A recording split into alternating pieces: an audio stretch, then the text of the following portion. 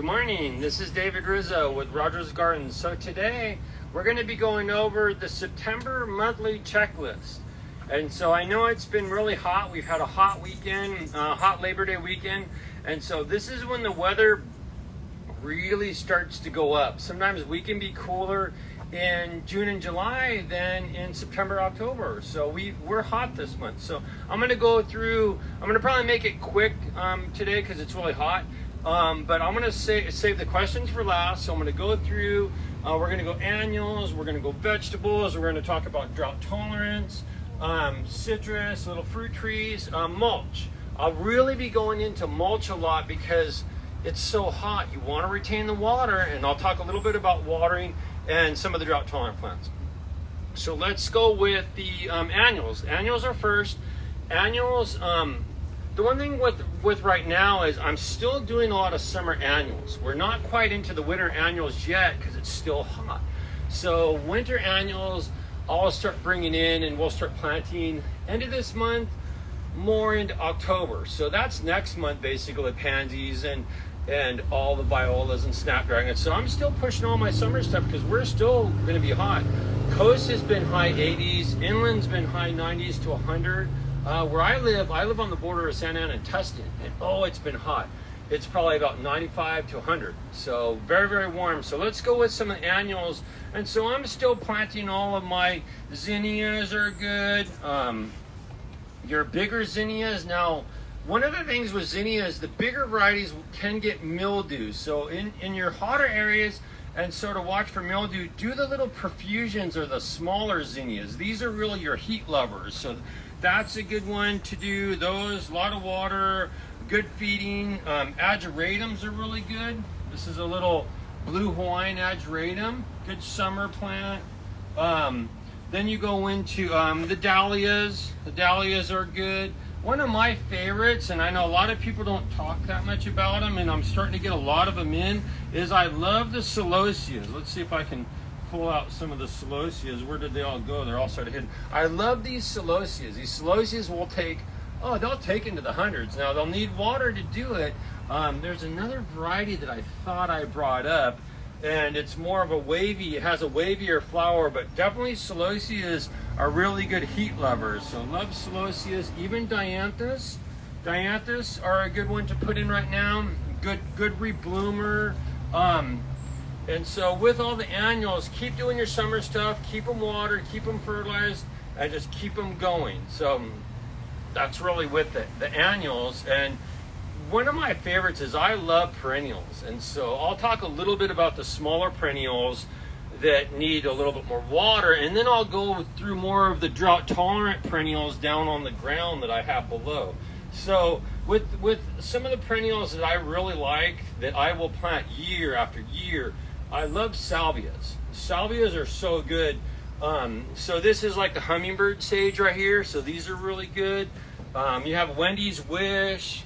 You have, these are indigo spires, but this is a really good one also. And one of the things I just want to show you guys, it's important for this time of year, see this Wendy's Wish, or this is skyscraper. See how all these flowers are done? Take my pruners, and I'm going to go right to the leaf. So all these are coming off because it went through its bloom, and so give it a little haircut, and then it will bloom again in about 3 to 4 weeks. So give it a little trim, and that does help the perennials from to rebloom. And what else do you have? You have Pentas. Oh, Pentas I love using. So this is a really good heat lover. Really likes into hot weather. I mean, I used to grow those when I lived in Las Vegas, 100-degree weather. Pentas, so there's pinks and whites. Pentas are pretty easy to prune. If the flower looks like it's done, they always produce their flowers in sets of 3. So always when this is done, it will be all green. You won't see any new flower buds. So I'll go through and light trim that off. Even this one's almost done.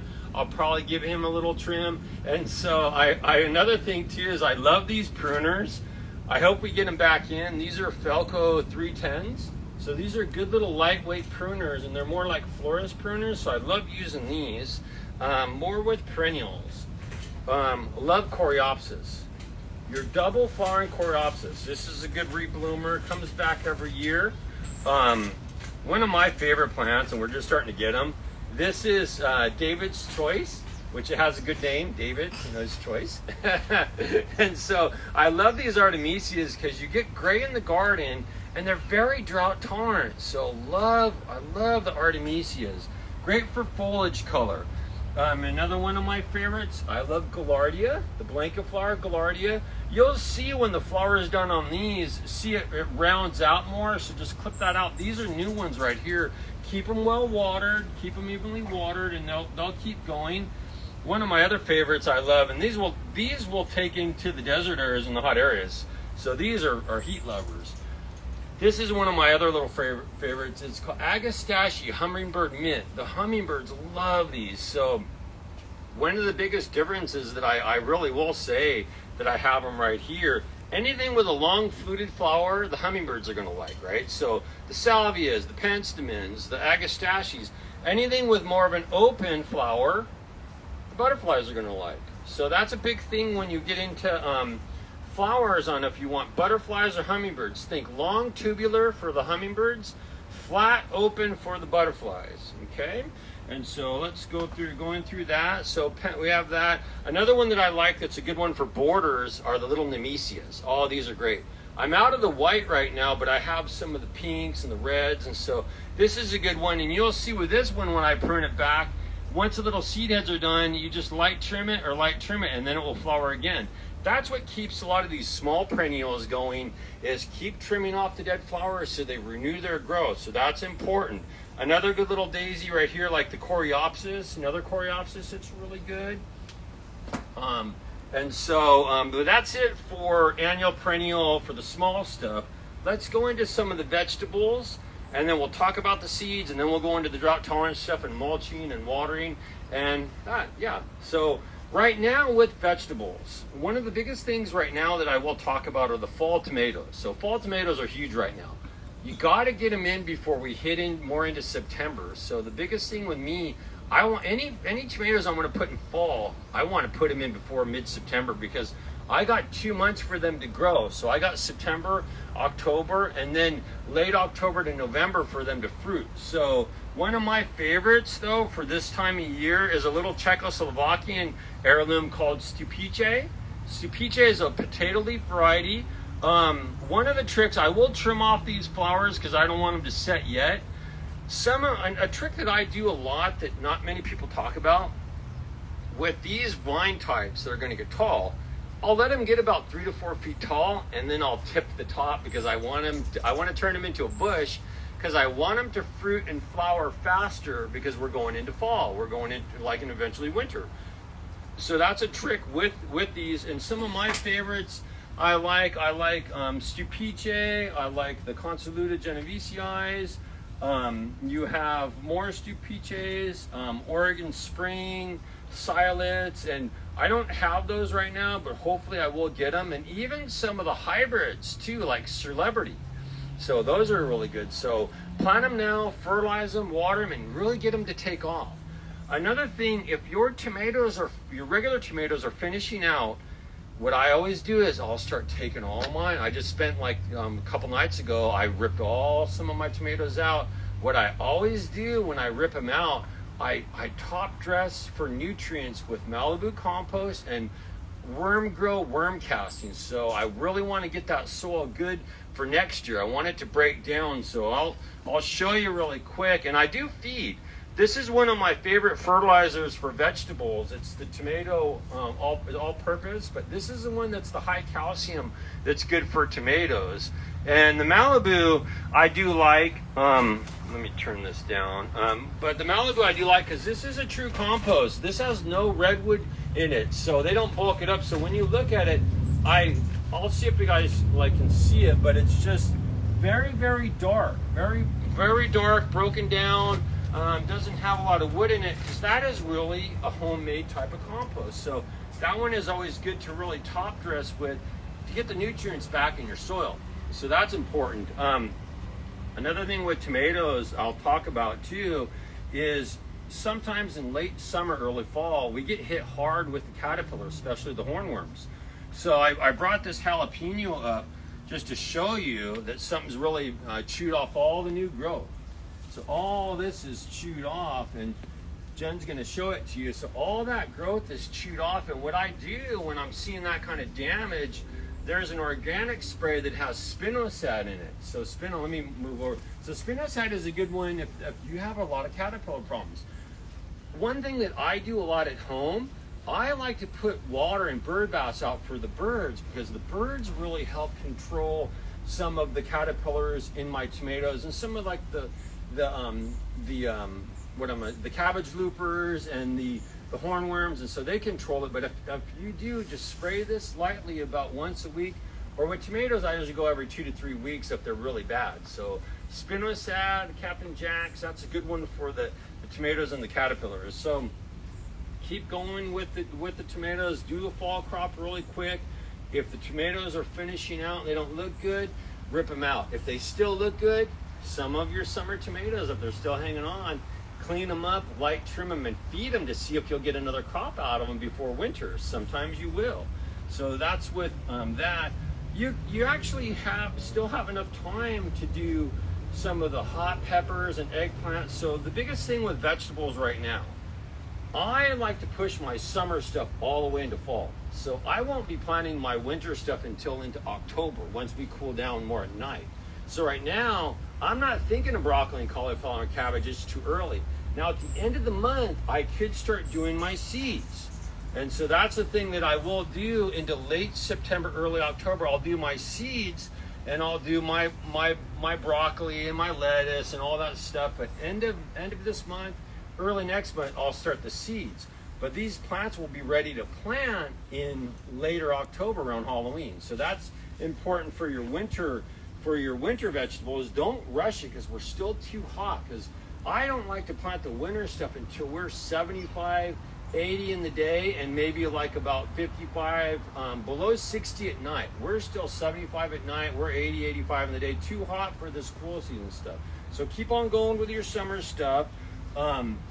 Even with lettuce, I'll show you lettuce. It's getting really hot. It's getting really hot for lettuce. So if you guys are planting lettuce near the coast, put it in a lot of shade because it's going to want to bolt. We're hot right now. Same thing with arugula. And so I'm looking at all the cool season plants that we might have now, but I like to really protect them. When you plant lettuce in October, it will last for 3 to 4 months. So that's why protect it if you want to plant now, but I usually wait until more into October. Even with the arugula, I'll wait more into October just so we're cooler in the day and we're cooler at night. So important with the cool season vegetables. A little bit about strawberries.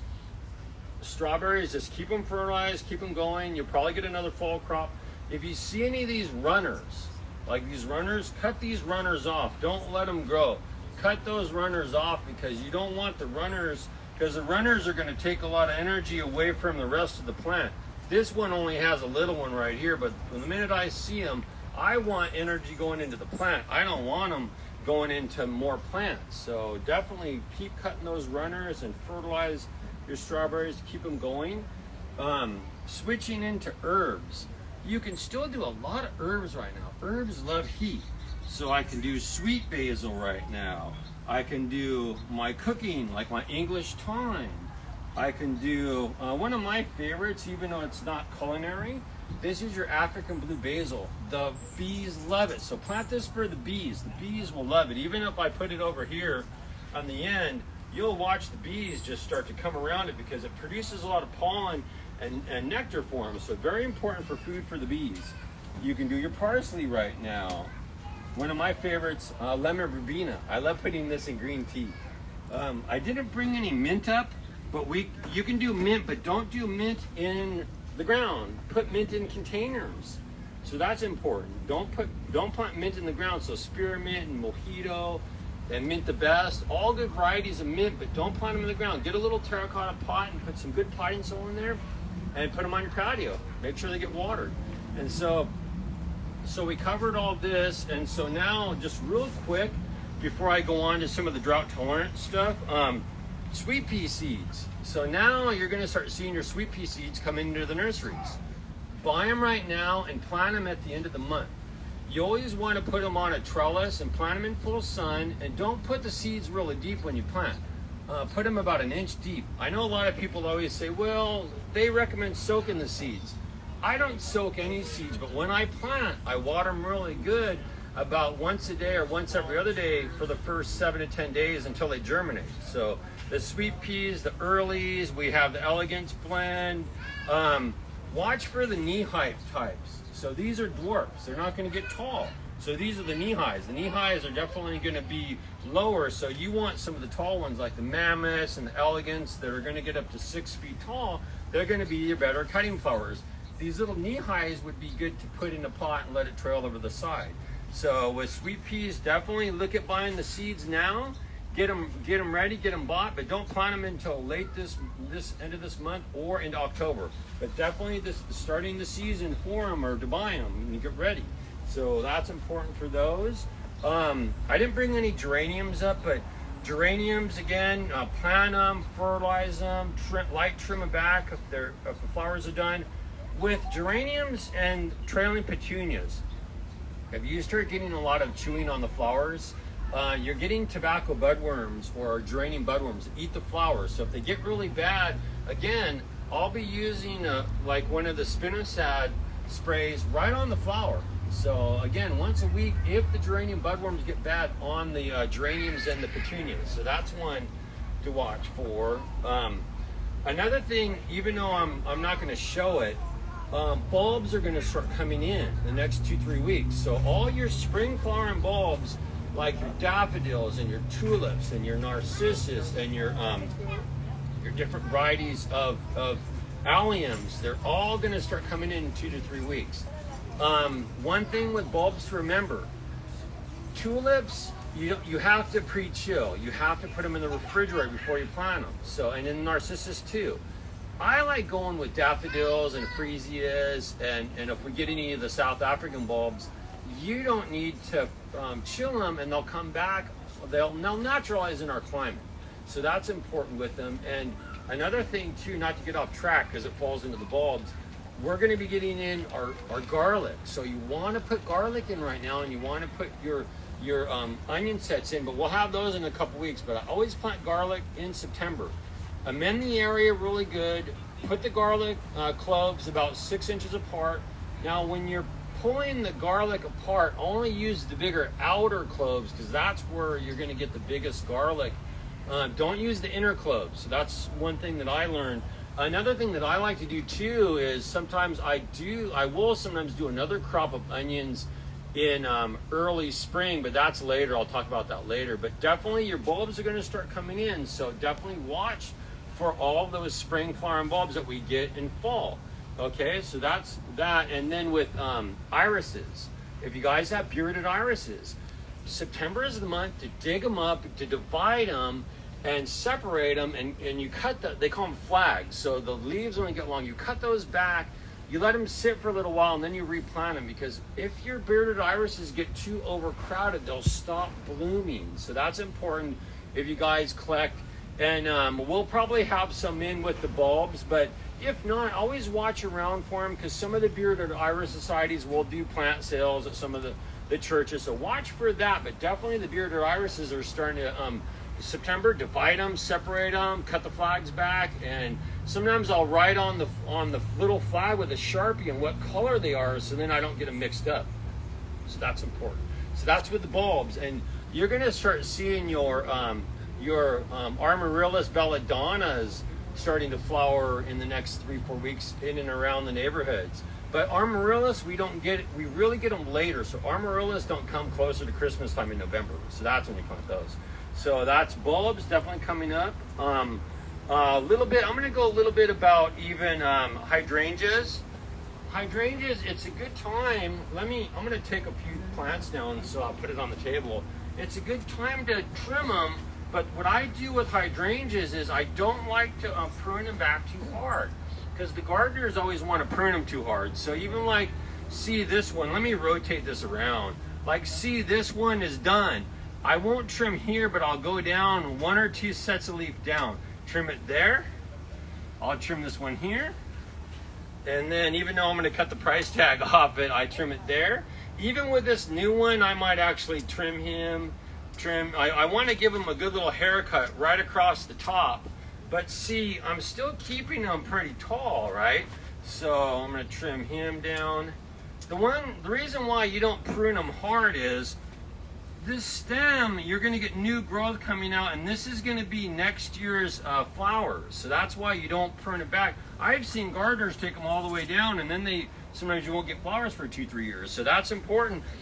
Now is your last chance to prune off your old spent flower hydrangeas. So now time to that. With that, prune your hydrangeas. With the roses, keep feeding them, keep deadheading them. This one looks like a pretty good rose, but even if I deadhead them, I'll go down about 2 to 3 sets of leaves. They always will flower so much through summer. Like in late summer, early fall, they take a little dip. So now is the time to light trim them back, fertilize them, get them ready for their fall bloom, but don't prune them back that much. And if you're seeing a lot of leaves being chewed, there's a little fly larvae called a sawfly larvae or bristly rose slug. So rose slugs really go after the leaves, and they'll strip the leaves. So what I'll do with that, again, I'll take my organic, take spinosad, and I'll use this about every 2-3 weeks, because the little caterpillars, they're actually not a caterpillar, they're a fly larvae, and man, they will really strip a plant down. We're not really getting as much fungal on the roses because we've been so hot, so I don't worry about mildew and rust because we're too hot. Leaves are drying out, so you don't got all that moisture on there. So feed them, and sometimes even this month I'll put a little Epsom salts for magnesium. So that's important before we go more into fall. So that's with your roses. Keep them deep watered, keep them fertilized. And I'm not going to go over mulches until the end, but I do mulch them. I mulch hydrangeas, I mulch roses, I mulch everything. So I'm going to go through the mulches at the end. So that's with those. And let's talk a little bit about fruit trees. So with fruit trees, I just kicked that over. Let me put this back. So with fruit trees, it's a good time to plant them as we go into fall. With your subtropicals though, like the avocados, you really want to get them in before you start cooling down. So citrus and avocados, plant them now, because when you go into October and November, it's going to be hard because they're not going to get their roots going. So avocados, plant them now. This is a forte. When you're planting avocados, if you're in a hot area, I like to whitewash the bark with like a mixture of white latex paint, water down and water, so they don't sunburn. They're really known for sunburning. Like, see how green that trunk is. So you want to protect it when we're hot until that plant actually gets a good leaf. If you're picking some of the big varieties, you'll always do what they call an A flowering type and a B flowering type. So if I'm planting a Haas, I want to put a Forte not far from it so they can cross pollinate. If you get into some of the newer varieties like Pinkerton and Carmen and Lamb, they really don't need pollinators, and that's with the dwarf varieties. So look at your options on how big of a tree you want to get and how big you want for your yard, but definitely look at pollinators if they're big. Like, even I'll do Haas with bacon, I'll do Haas with Mexicola or some of the other ones, but definitely always do an A and a B. And so when the A type is finishing its bloom, it overlaps with the B. So that's important with some of the bigger avocados. And when you're looking at some of the plants or trees that were grown from seed, be really careful with the seed grown ones, because a lot of times there's about 50% chance they'll never fruit because they're sterile. So these come from cuttings off of fruit producing trees. So I know a lot of you guys want to do seeds of the avocados, but you're taking a chance where it will never fruit, and you won't find out for sometimes 5 to 7 years. So that's important on another thing with it. So with avocados, try not to overwater them. You can feed them, you can water them good. If your soil is really heavy clay, break it with cactus mix, break it with pumice, but don't overwater them. That's another thing that a lot of the avocados and the citrus, they don't like to be constantly wet. So another one to watch for. And then even with citrus, it's a good time to still plant citrus. So Meyer lemons you can put in right now, all your oranges, feeding them really good. And also watch them for the citrus leaf miners. If you're seeing the new growth curl up and it looks like a light little like trail, just cut it off. Like I think I tried to bring one up that was showing it. Let's see. Let me look at it again. Let me see, because it looks like a little grayish white trail. But I don't think I did grab one. But anyway, if you're starting to see any of the growth where it looks like a little silver trail, they're underneath, they're leaf miners, citrus leaf miners, and they're underneath the skin of the leaf. You really can't get any spray to them. Most people will recommend spinosad, but I just like trim them off because they go after the new growth. So definitely with that, with a citrus, like trim those off. And so that's it with the fruit trees. Just keep them watered. Grapes are going to start ending their production, and they still will produce a little bit into September. But just make sure with all this stuff too, especially the fruit trees, deep watering is not so frequent. So even if you're in the hot areas, sometimes I'll go 2-3 times a week. Mulching with a shredded, mulching with a mini mulch. Always mulch your fruit trees because that helps them retain the water and keeps the soil cooler. So that's important. So let's go into some of the drought tolerance now. Let's see. If I walk around, can you still see me though? If I walk around to the front, Jen, can you still see me? Because a lot of my perennial, some of my more drought tolerant perennials are right here.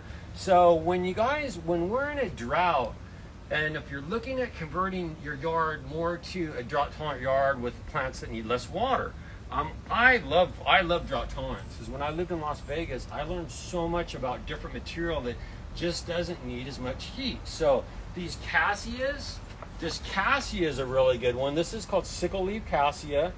They bloom yellow flowers all the way through summer. That's a good one. Bigger plant, 3 to 4 feet, not much water. When I lived in Las Vegas, I watered these once a week. Takes the heat fine. Doesn't need a lot of trimming, so very heat tolerant, very drought tolerant. Cassia. Another one is in the Pea family.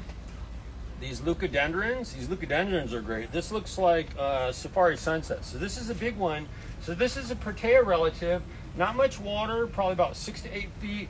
Good backdrop plant. So I love using those. The Leukophylums. These are called Texas Rangers. Now a lot of these were bred out of Texas A&M, and this is your purple rain, but great flowers through the summer. So another 3 to 4 foot, 5 foot plant, big plant, big background foundation plant. So those are drought tolerant. There's so many other things that I didn't bring up. You have a lot of your succulents, you have cactus. So stuff that just doesn't, like agaves and Aeonium succulents, all those are good too, but stuff that doesn't need that much water, they'll take that intense heat. So that's with the big stuff. Even the ornamental grasses are pretty good. You're gonna have to water them a little bit until they get established. This is a miscanthus right here. Oh no, this is deer grass. This is Muhlenbergia. This is deer grass. The ornamental grasses right now, you really want to put them in the ground right now. So they love the heat. They love the fall conditions. This is miscanthus right here, Maidenhair Grass. These will get big. I like Lomandrias, even though sometimes these need a little bit of shade. This one is called Platinum Beauty, so I love these. These are from New Zealand, really good ornamental type of accent grass. And then going through, that's all the grasses, and the grasses are pretty easy. I don't really fertilize them that much. Some people want to feed them a lot, but grasses, they're drought tolerant. A lot of this stuff I don't feed that much. And even we're going into the perennials, so went through some of the big foundation. Now is your perennial, even your drought tolerant perennials. Garras are really good. They come in pink, come in white, very durable perennials. So definitely put those in the ground. I love yarrows. So yarrows are usually a small drought tolerant plant. They'll get a foot to about 2 feet tall. The butterflies love them. So plant these for your butterflies. That's your yarrow. The little hairy canary or the Doricynums, these are a great little ground cover, heat tolerant. And then more, I think these are Yarrow millefolium. This is a good one. Years ago, many years ago, they would use this as a lawn replacement. So yeah, the millefoliums are really cool. There's another little plant they call the Sierra Sundrops, Callilophus drummondii. They'll get about 6 to 10 inches by about 2 feet or so. Little sprawling perennial, great for yellow gold blooms in the summer. So keep going with all these perennials and all these drought tolerance. Oh, there's some more over here. Like I didn't talk about the Hydrangeas. These are your coast rosemaries, Mia's Wonder. It's a good little 3x3 plant. They'll bloom little lavender or white flowers in the spring. Mint bushes, the Procentherias, another very drought tolerant plant, not too much water on it. And so that's with the perennials, but keep on going with the perennials that don't need as much water. That's one thing I always will do. And then you got your milkweed too. So flipping gears, these are your I like the narrow leaf milkweeds out of them all because the monarchs really go for these.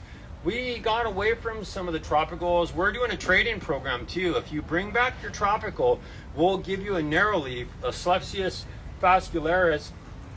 A lot of people have been asking me, what are the gold insects on this new growth? Let's see if I can go a little closer. Those are called yellow oleander aphids. And so yellow oleander aphids are going to go after the new growth. We don't spray the milkweeds with anything because the monarchs are going to lay their eggs on it. So what I do, and everybody always freaks out on this, I just rub them off with my fingers. Just take your fingers and just rub them off. Just that, because they're really not going to do much growth damage. They're just going to go after the new growth, but I'll just rub them off. And that way I'm not spraying anything that's going to hurt the monarchs. So keep on planting the milkweed all the way into the end of this month. As we go more into next month, that's when you'll cut them back. So, but you'll see the monarchs really starting to really eat a lot right now because they want to pupate, or if they pupate later this month and we get colder, then those pupas will hold over till next year. So that's important with that. Let's talk a little bit about watering and mulching, and then we'll go into your questions. So I'm a big fan of mulching. And I do like, there's so many different mulches. There's shredded, there's mini, there's medium. I always go, this is cedar shredded. I always like the cedar shredded bark because the water flows through it really good and it's almost like hair. So this is really good. That really will help retain the water. Mulch everything in your yard. When we're 85, 95 degrees, mulch the whole garden. And sometimes you can actually get this bulk at some of the landscape places too. Like I think Aquanaga has it bulk. So yeah, definitely the shredded cedar. And then the shredded redwood, it's about the same. It's probably a little bit more hairy. It's not as coarse, but good one. I guess the biggest difference with me is I don't use the medium bark as much because if you look at the medium bark, see how big it is? Now the medium bark, it sometimes will reflect the water. So I like the mini chips or the shredded. So let me grab the walk-on bark or the shredded, because I do like it finer. I always like it finer. Like, look how rich this is. This is going to really help your soil too. And if you put this about 1 inch to 2 inches thick, you always will keep this away from the trunks of trees. You don't want it right against a tree. You don't want that rotting. So I do like the smaller barks because I want that water to leach through. Another trick that I do a lot with fruit trees and with some of the edible gardens, I will put down my Malibu compost and my worm castings first before I mulch. That way I'll get that soil's not that good, and I got an apple tree and I got peaches and I got lemons and limes, all top dressed with my compost, and I'll do my worm grow, and then I'll put that down. I'll mulch over it because that will help break it down. And even in a vegetable garden, you can do that, because what you'll do is you'll retain the water and you'll really get some nutrients going for your garden next year. So that's another thing that I always will do. I really start prepping that soil for next year. So, because we're in a drought, so you got to get your soil good now, so then you'll have a good crop next year for nutrients. So that's very important. So, and then one thing too, though, is I love these water breakers. These are just a water nozzle by Dram. I usually like the red one that has 1,000 holes, but this is a good one that's soft water, so it really soaks in good. So that's important when you're watering. A lot of people want to water too frequently and too lightly. If some of the customers are restricted to 2 days a week, water really early in the morning, maybe like about 6 o'clock in the morning. Sometimes don't water a little longer, so it soaks in better. If you're on hillsides or slopes, you got to break it up. But generally, I always like watering a little longer so I get a deeper soak. So that's important. And another thing too, that even though we don't sell, I will plug, there's a sprinkler head that's really efficient with water called MP Rotators. It's put out by a company called Hunter International Sprinklers. Those MP Rotators will use half the water. So regular older sprinkler heads will put out 3 to 5 gallons per minute. That's a lot of water. So I like to go with the MP Rotators. They look like a little gear-driven sprinkler head. They'll put out a half a gallon to a gallon. So that's very important with them. A little bit more efficient with the water. So you can find them at some of the irrigation places or online. So MP Rotator by Hunter. So if you have any questions about those, just, you can contact me or look them up. But I've always put those in because I like the efficiency with the water, and I like how they don't blow around the stream. It's more streams of water, so you really get the water good. There's other irrigations. Drip irrigation is good. We don't really sell any of that, but there's a lot of good drip irrigation out there that you'll use there that's really good. So yeah, so that's pretty much it for today. And so any questions about some of the subjects I talked about? Yeah, so we have a question about spraying under leaves like geraniums. How would you spray under the leaves? Well, she's asking how would you spray underneath the leaves with a sprayer. I always turn, let's see, I'll grab the soap. I always turn it, you have 2 settings, right? You have, let's see, oh, that's off. See, that's a far setting, right? If you turn it down to the, let's see if it has a, no, this doesn't have one of the lower settings, but mainly what you do is you turn it down and mist it underneath, because usually there's 2 settings on sprayers. That sprayer didn't have it. Let's see if the Spinosad has it, because there's sort of more of like a fog sprayer. Like this is a fog sprayer. So go underneath the leaf, like even if I was doing this African blue basil, right? Turn this sideways and just do it like once, like one little, and that way it'll get underneath the leaves. Because when you get into some insects, insects are going to hide underneath the leaf where they're protected, especially whitefly. And that's why you really should. With caterpillars and most insects that are chewing the leaves, you can just spray the top and then they'll eat all the way through and they'll get it. Yeah.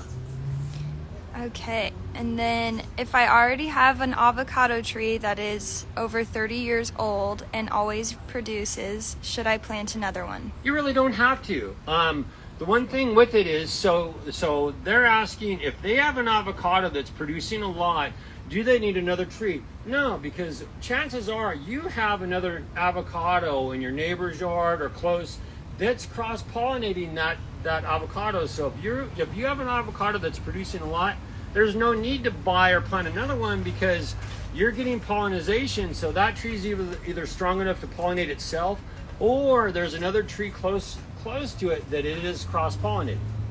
Remember the last question that I had was, what's the finer bark called again? The finer bark is just called walk-on bark, mini mulch, ground bark. So there's a lot of different names of it, but it's chipped really fine, and I really do like using that. I always will use that around roses and vegetable gardens. Yeah.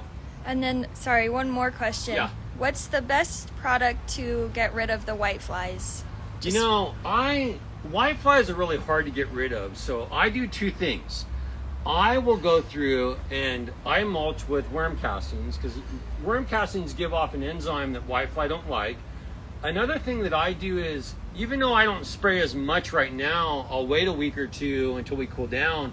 I like to use the lighter oil sprays. So the oil sprays work really good. There's one that I didn't bring out that I really like by Monterey Garden Products called Takedown. So Takedown is more of a lighter oil that I spray underneath the leaves, and I'll do that once a week until I get them under control. But the one thing, I didn't really go into the oils as much today, because you don't want to really spray any heavy oils. So I won't spray neem right now. I won't spray Takedown. I won't spray ultrafines, because when you spray these leaves and it leaves a residual effect, it's so hot, sun's going to come out and it's going to burn those leaves. So don't use any of your oils right now. Wait until we drop down to about 75 degrees before you spray again. Okay, guys, thank you for joining me today. This is David Rizzo. Happy gardening and stay cool, mulch, water, and have a great weekend. Bye, guys.